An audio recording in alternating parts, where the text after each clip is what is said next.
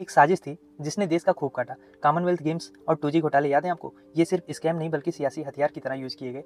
क्या था इसके पीछे का सच, या फिर कांग्रेस को सीधे बदनाम करने की कोशिश की गई थी? सब कुछ आसान भाषा में समझते हैं। देखो, 2010 में दिल्ली में कॉमनवेल्थ गेम्स हुए। देश का गर्व था, स्टेडियम, मेट्रो, फ्लाईओवर सब चमचमा रहा था। लेकिन गेम्स शुरू होने के बाद ही हंगामा मचना शुरू हो गया।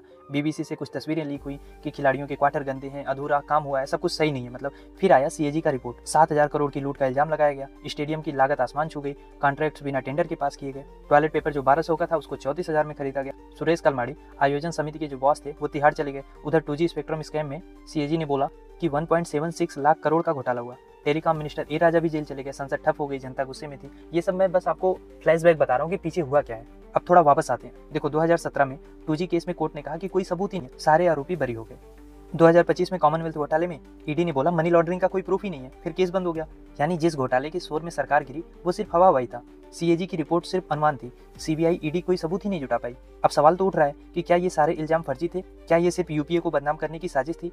बशीर भद्र की एक शायरी है कि कौन आया कि नकाबों में चेहरा छुपा के ले गया, सच को झूठ और झूठ को सजा के ले गया। अब कांग्रेस सीख रही है कि नरेंद्र मोदी और अरविंद केजरीवाल ने मिलकर ड्रामा रचा था। अन्ना हजारे, बाबा रामदेव सब इनके प्यादे थे। 2011 की India against corruption movement, Lokpal का शोर, सब यूपीए को गिराने की चाल थी। 2014 में कांग्रेस हारी, केजरीवाल मोदी सत्ता में आ गए। अब लेकिन लोकपाल की बात करें, वो कहाँ गए? वो ठंडे बस्ते में गया। उस वक्त जिन्होंने भ्रष्टाचार के खिलाफ आग उगली, आज खुद उनके ऊपर इल्जाम लगे हुए हैं। जनता को चूना लगाया गया और सीएजी की रिपोर्ट को हथियार बना के संसद से सड़क तक हंगामा किया गया। तो सवाल ये है कि क्या ये घोटाले सच थे या सिर्फ सियासी नौटंकी थी? आप इस बारे में क्या राय रखते हैं? हमें कमेंट बॉक्स में जरूर बताएं। धन्यवाद। ऐसे ही देश दुनिया की अपडेटेड खबरों को आसान भाषा में जानने के लिए हमसे जुड़ें और चैनल को सब्सक्राइब करें।